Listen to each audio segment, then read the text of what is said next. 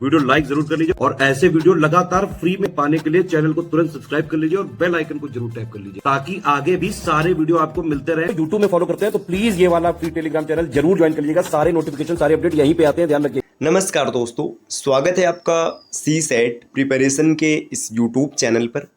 दोस्तों, आज की इस वीडियो में हम लोग यूपी ट्रिपल एससी पीटी के लिए रीजनिंग के एक बेहतरीन क्लास का डिस्कशन करेंगे, जिसमें अलग अलग प्रतियोगी परीक्षाओं में पूछे गए रीजनिंग के कुछ प्रश्नों का डिस्कशन होगा। तो चलिए शुरू करते हैं आज के इस इंटरेस्टिंग सेशन को। इससे पहले आप वीडियो को लाइक ज़रूर कर दीजिएगा और चैनल पर अगर पहली बार विजिट किए हैं तो सब्सक्राइब करना ना भूलिएगा। साथियों, यूपी ट्रिपल एससी पीटी की अगर आप कंप्लीट प्रिपरेशन करना चाहते हैं तो अंतिम समय में आपको मॉक ज़रूर लगाना चाहिए, क्योंकि मॉक लगाने से आपका लेवल बूस्ट होगा, जिससे आप अच्छा स्कोर कर पाएंगे। तो मॉक देने के लिए आप प्ले स्टोर से ज्ञान सर एजुकेशन एप्लीकेशन इंस्टॉल कर सकते हैं और एप्लीकेशन के माध्यम से अगर आप कोई भी कोर्स परचेस करते हैं, चाहे आप कंप्लीट स्टडी मटेरियल का कोर्स लीजिए, चाहे टेस्ट सीरीज लीजिए, आपको 90% का महा डिस्काउंट मिलेगा। इसके लिए बस आप कूपन कोड अप्लाई कीजिएगा, ज्ञान सर डिस्काउंट। तो अगर अभी तक आपने एक भी मॉक नहीं दिया है तो आप मॉक ज़रूर दीजिएगा। ये ऑफ़र सिर्फ 25 अगस्त मतलब कल तक के लिए मान्य है। देखिए, कल से भी आपके पास अगर देखेंगे तो 10 दिन का प्रॉपर समय रहेगा। अगर 10 दिन सही से आप इस्तेमाल करते हैं तो आपका लेवल काफ़ी परिवर्तित हो जाएगा। आप अतिरिक्त जानकारी के लिए इस नंबर पर व्हाट्सएप करके जानकारी ले सकते हैं। चलिए अब बढ़ते हैं आगे अपने क्लास पर। देखिए, यहाँ पर पहला प्रश्न दिया आज की क्लास का, निम्नलिखित संख्या श्रृंखला में प्रश्नवाचक चिन्ह के स्थान पर क्या आना चाहिए। ये यूपी ट्रिपल एससी बीडीओ का जो एग्जाम हुआ है 2023 में, उस पेपर में आया हुआ प्रश्न है। देखिए, एकदम लेटेस्ट क्वेश्चन आपके लिए रखे जा रहे हैं ताकि आप लेवल को समझ पाए। संख्या कुछ इस प्रकार है, 132, इसके बाद 156, फिर यहाँ पर क्वेश्चन मार्क है 210, 240 और 272।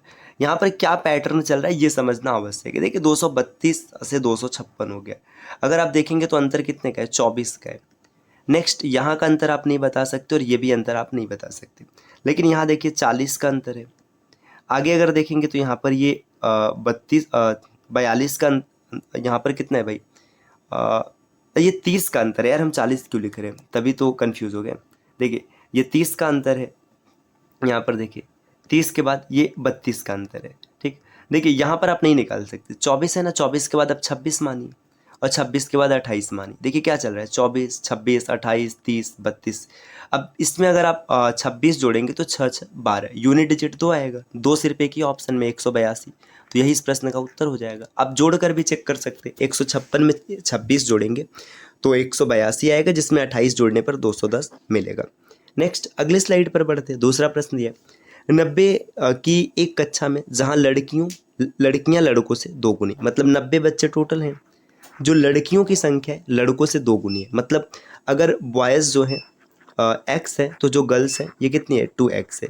अब देखिए ये मिल गया पूरा। अब ओवरऑल 3x स्टूडेंट्स होंगे, 3x की वैल्यू 90 है तो x की वैल्यू 30, मतलब क्लास में 30 बच्चे हैं और 60 लड़कियाँ। ठीक, ये स्पष्ट हो गया। श्रीधर ऊपर से 14वें स्थान पर है और यदि श्रीधर से आगे 10 लड़कियां हैं तो उसके बाद रैंक में कितने लड़के पड़ेंगे। देखिए 30 लड़के हैं, ठीक है, बात बराबर है।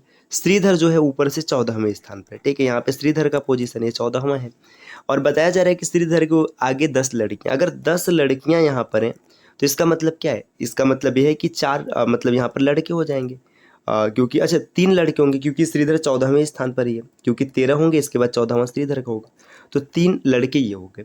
अब आगे बोला जा रहा है कि तो उसके बाद रैंक में कितने लड़के होंगे। देखिए 3 ये रहे, 1 श्रीधर रहा, 4 हो गया, इसके बाद कितने लोग बचेंगे, 26 लोग बचेंगे। तो ऑप्शन ए को टिक करिए यहाँ पर भी। देखिए कितना बेहतरीन प्रश्न है, यहाँ पर अच्छा खासा घुमाया गया, ये भी वीडियो के एग्जाम में पूछा गया प्रश्न है। तो 26 इसका उत्तर होगा। बस आप ध्यान से प्रश्नों को सॉल्व कीजिए, सब हल होगा। नेक्स्ट, अगला प्रश्न यहाँ पर दिया, 8 मित्र हैं, ये भी वीडियो के एग्जाम में आया हुआ है, 2023 का ही प्रश्न है। ABCDEFG एक वृत्त में केंद्र की ओर मुंह करके बैठे हैं, ठीक है। अब B जो है G और D के बीच में बैठा है, H जो है B के बाएं तीसरे स्थान पर और A के दाएं दूसरे स्थान पर बैठा है, ठीक है। अब यहाँ पे बना लेते हैं, ठीक है, 8 मित्र हैं तो ये थोड़ा सा सर्कल बनाते हैं। सर्कल मतलब इस चीज़ को ऐसे सर्कल मान के चलेगा। अब बताया क्या जा रहा है इसमें, देखिए एच जो है बी के बाएं तीसरे, देखिए एच बी यहाँ पर होगा, बी के बाएं तीसरे, पहला दूसरा तीसरा, यहाँ पर एच हो गया। और एक चीज़ और बताया जा रहा है कि जो एच है ए के दाएं से दूसरे स्थान पर है, ए यहाँ पर हो गया तो इसके दाएं से दूसरे स्थान पर हो गया। ठीक, और आगे बढ़ते हैं। सी ए और जी के बीच में बैठा है, ठीक है, सी जो होगा ए और जी के बीच में होगा। अब ठीक बीच में या ये तो नहीं पता है, मतलब एकदम एग्जैक्ट है या फिर थोड़ा बहुत गैप है। आगे बी और ई एक दूसरे के विपरीत नहीं बैठे, जो बी है और ई के विपरीत नहीं बैठेगा, मतलब यहाँ पर ई नहीं आएगा। ठीक, अब देखिए इसके बाद चीज़ों को हम लोग सेट करते हैं, एक दूसरे को रिलेट करते हैं। देखिए बी जी और डी के बीच में बैठा है, बी जो है जी और डी के बीच में बैठा है, तो यहाँ पर इस लाइन का तो अभी कोई यहाँ से नहीं दिख रहा है। देखिए जी डी यहाँ पर भी आ सकते हैं और यहाँ पर भी आ सकते हैं। आगे देखिए क्या दिया है, एच जो है बी के बाएं तीसरे, ये तो हो चुका है, ये दाएं तीसरे ये भी हो चुका है। सी जो है ए और जी के बीच में बैठा है, सी क्या होगा, ए और जी के बीच में बैठेगा। देखिए यहाँ पर बी जो होगा ये जी और डी के बीच में बैठेगा और सी जो होगा ए और जी के बीच में बैठेगा। तो अगर एक सिचुएशन मैं मान रहा हूँ, यहाँ पर अगर मैं जी को मान लूँ तो सी हम लोग यहाँ पर रख देंगे। ठीक, और जैसे सी को यहाँ पर रखेंगे, देखिए सी क्या हो गया, ए और जी के बीच में हो गया, और जो बी है वो जी और डी के बीच में है, तो ये यहाँ पर डी को रख दिया गया, ई यहाँ पर आ जाएगा। और इसके बाद एक और बच रहा है कि A B C D E F G, देखिए यहाँ पर कौन बच रहा है, एफ बच रहा है। अब इसमें पूछा जा रहा है कि कौन सा कथन सही नहीं है, चलिए चेक करते हैं। देखिए सी डी के दाएं और तीसरे स्थान पर है, सी जो है डी के दाएं, देखिए पहला दूसरा तीसरा, ये तो सही है। ए जो है सी और एफ के बीच में बैठा है, ए जो है सी और एफ के बीच में बैठा है, ये भी सही है। ई जो है एफ और डी के बीच में बैठा है, ई देखिए यहाँ पर जो एफ और डी के बीच में बैठा है, देखिए ई यहाँ पर रहा, एफ ये रहा, अब और डी ये रहा, एकदम बीचों बीच नहीं है। डी और ए एक दूसरे के विपरीत है, देखिए ये भी सही है, तो इसका ऑप्शन सी जो है सही नहीं है, बाकी तीन ऑप्शन सही है। तो क्या मस्त आपने बना लिया, ये एक तरीके से सीटिंग अरेंजमेंट का प्रश्न था।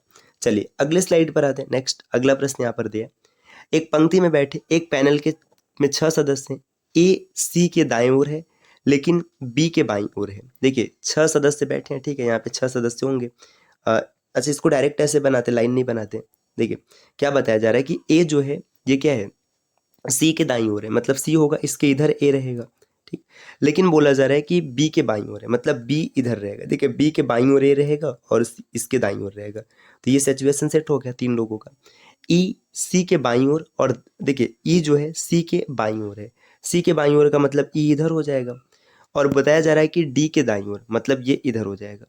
और नेक्स्ट एक पॉइंट और बोला है कि जो डी है एफ के दाईं ओर है, मतलब एफ के दाईं ओर, तो ये आराम से सेट हो गया भाई। देखिए F D E C A B यही बैठा है। तो आपसे पूछा जा रहा है कि पंक्ति के दोनों छोर पर बैठे सदस्य एफ है और बी है, एक तरफ एफ बैठा है एक तरफ बी बैठा है।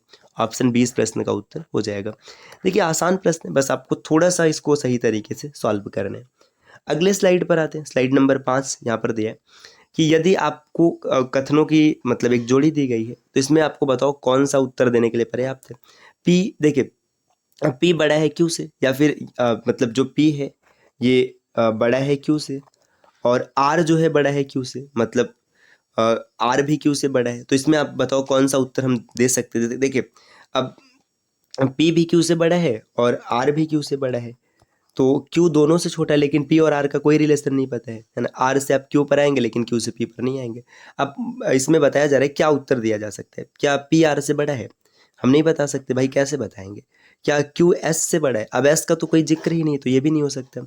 क्या पी और क्यू बराबर है, अब ये पहले ही बताया कि बड़ा है, तो फिर कैसे बता सकते हैं। अब नेक्स्ट दिया है कि क्या पी प्लस आर ये बराबर 2Q हो सकते हैं। ठीक है, ये पॉसिबिलिटी हो सकती है, मतलब ये दिया जा सकता है कि हो सकता है इन दोनों को जोड़ दे तो ये पॉसिबिलिटी आ जाए। ठीक, ये सही हो सकता है। बाकी अब पी और क्यू बराबर है, बराबर हो ही नहीं सकता। क्यों नहीं हो सकता, क्योंकि देखिए यहाँ पर साफ साफ बताया कि ये बड़ा है। देखिए क्यू एस से, देखिए एस के बारे में कुछ पता ही नहीं, इसमें एस को बोला ही नहीं, फिर क्यों लिखे। और पी आर से मतलब बड़ा है कि नहीं, अब हम कैसे कह दें कि आर से बड़ा है, तो इसलिए ये उत्तर हो सकता है। ठीक है इसका। चलिए अब अगले प्रश्न पर आते हैं। नेक्स्ट प्रश्न संख्या 6 देखिएगा। निम्नलिखित जानकारी को ध्यानपूर्वक पढ़ें, ये जानकारी पढ़ना है और इसमें बताना है कि कौन पांचवा सबसे छोटा है। 8 व्यक्ति हैं, देवेश, गौतम, आदित्य, बेओम, चंदन, हरीक, फहद और ईमी, जिनकी लंबाई अलग अलग। देखिए देवेश आदित्य से छोटा है, ठीक है भाई, देवेश जो है ये आदित्य से छोटा है, ठीक, ये कंडीशन बन गया। आगे दिया है लेकिन गौतम से लंबा है, जो देवेश है ना ये गौतम से लंबा है, इतना सेट हो गया। ईमी हरीश से लंबी, ठीक है, ईमी जो है ये हरीश से लंबी है। इतना है, लेकिन चंदन से छोटी, तो ईमी चंदन से छोटी हो जाएगी। व्योम देवेश से छोटा है, जो व्योम है ये व्योम क्या है, देवेश से छोटा है। आगे दिया है लेकिन फहद से लंबा है, तो व्योम क्या है, फहद से लंबा है। चंदन गौतम से छोटा है, जो चंदन होगा गौतम से छोटा। जैसे ही चंदन को आप गौतम से छोटा बनाएंगे, देखिए यहाँ पे सेट हो जाएगा, यहाँ पे चंदन को रखेंगे, फिर यहाँ पर ईमी आ जाएगी, और यहाँ पर ईमी जैसे, रुकिए यहाँ पे जगह थोड़ा कम पड़ रहा है तो इसको मैं यहाँ पे सेट कर दूँ। देखिए ए डी जी फिर सी ई और एच, यहाँ पे 6 लोग सेट हो गए। अब देखिए ये 6 सेट हो गए तो इनको हटा देते हैं हम लोग। आगे यहाँ पर क्या दिया है, गौतम फहद जितना लंबा नहीं है। जो गौतम है ना, ये फहद जितना लंबा नहीं है, मतलब गौतम क्या हो जाएगा, फहद से छोटा हो जाएगा। तो अब एक चीज़ यहाँ पे समझिएगा, अब चीज़ों को कैसे बीच में इंसर्ट करना है समझिए। देखिए यहाँ पर ये चीज़ें बताई गई, देखिए व्योम, फहद और यहाँ पर देवेश 3 लोग हैं। अब बताया जा रहा है कि जो गौतम है फहद जितना लंबा नहीं है, मतलब फहद से छोटा है। मतलब यहाँ पर देखिए ये देवेश रहा है ना, देवेश के बाद व्योम और फहद है, तो इस 2 को यहाँ से देखिए, यहाँ से अब जब इसको इंसर्ट करेंगे इसमें तो क्या बनेगा, देखिए पहले ए आएगा, ठीक। अब यहाँ पर जो देवेश है, देवेश के बाद इन दोनों को इंसर्ट करना है। ए के बाद डी आएगा, डी के बाद वी आएगा और वी के बाद एफ आएगा, ठीक। इसके बाद यहाँ पे जी आएगा, फिर सी, फिर ई और फिर एच। हमने सबको सेट कर लिया। इसमें देखिए 3 3 6 2 8 लोग हो गए। आपसे पूछा जा रहा है कि 5वां सबसे छोटा कौन है। देखिए 5वां सबसे छोटा कहिए या तीसरा सबसे लंबा कहिए, तो आप देखिएगा 1 2 3 4 5, 5वां सबसे छोटा कौन है, फहद है, तो ऑप्शन इसको टिक करेंगे, है ना। अब अगले स्लाइड पर आते हैं। नेक्स्ट अगला स्लाइड देखिएगा, यहाँ पर दिया है कि 6 पुस्तक अंग्रेजी, हिंदी, विज्ञान, कंप्यूटर, गणित और संस्कृत अलग अलग पेज की है। कंप्यूटर की पुस्तक में केवल 2 पुस्तकों की तुलना में कम पेज है, बाकी सबसे ज़्यादा है। देखिए कंप्यूटर की बात करेंगे ना, तो कंप्यूटर से छोटे मतलब कम पेज वाले खाली 2 हैं, बाकी सब में कंप्यूटर से ज़्यादा है। इस 6 को हम लोग ऐसे सेट करते हैं। देखिए यहाँ पे 1 2 3 4 5 6, कंप्यूटर में खाली 2 की तुलना में कम है, बाकी सबसे ज़्यादा है। तो देखिए 2 की तुलना में कम है, तो कंप्यूटर यहाँ पर हो गया। आगे दिया हुआ है अंग्रेजी की पुस्तक में विज्ञान की पुस्तक से ज़्यादा लेकिन संस्कृत से कम है। देखिए जो अंग्रेजी है इसमें साइंस से ज़्यादा पेज है लेकिन संस्कृत से कम पेज है, ठीक। ये 3 सेट हो गया। आगे दिया है विज्ञान की पुस्तक में सबसे कम पन्ने नहीं है, मतलब साइंस यहाँ पर नहीं आएगा क्योंकि इसमें सबसे कम नहीं है। संस्कृत की पुस्तक में हिंदी की तुलना में कम है, देखिए यहाँ पर हिंदी आ जाएगा। आगे यहाँ पर नेक्स्ट दिया है वह पुस्तक जिसमें तीसरे सबसे कम पृष्ठ है में 28 पृष्ठ है। देखिए तीसरे नंबर पर जो है ना उसमें 28 पृष्ठ है, जो तीसरे सबसे कम पर है ना, उसमें 28 है, तो यहाँ पे 28 हो जाएगा। तो कितनी पुस्तकों में विज्ञान से अधिक है, देखिए यहाँ पे विज्ञान की बात कर रहे हैं। अब यहाँ पर चीज़ों को सेट करना है। साइंस सबसे लास्ट में नहीं आएगा तो साइंस यहाँ पर आएगा, फिर इंग्लिश को रखेंगे, ठीक। और इसके बाद इंग्लिश के बाद यहाँ पर देखिए संस्कृत को रखेंगे और फिर हिंदी को रखेंगे। और अब ये पूछा जा रहा है कि कितने ऐसे पुस्तक है जिसमें साइंस से ज़्यादा है, तो ये 4 हो गया। 4 है तो 4 को टिक कीजिए, ऑप्शन बी इस प्रश्न का उत्तर है। अगले स्लाइड पर आते हैं। देखिए दोस्तों यहाँ पर ही हम लोग की क्लास समाप्त होती है। तो उम्मीद है कि ये चीज़ें आपको पसंद आई होंगी। इस प्रकार के वीडियोज़ को लगातार देखने के लिए आप चैनल को सब्सक्राइब कर सकते हैं। और UPPCS एग्ज़ाम की अगर कंप्लीट प्रिपरेशन करना है या बचे हुए दिनों में अपने लेवल को बूस्ट करना है तो आप मॉक टेस्ट ज़रूर लगाइए। मॉक लगाने के लिए आप प्ले स्टोर से ज्ञान सर एजुकेशन एप्लीकेशन इंस्टॉल कर सकते हैं, जहाँ पर 90% डिस्काउंट के साथ आपको हर एक कोर्स मिल जाएगा। तो मिलते हैं साथियों आपसे नेक्स्ट वीडियो में, तब तक के लिए नमस्कार।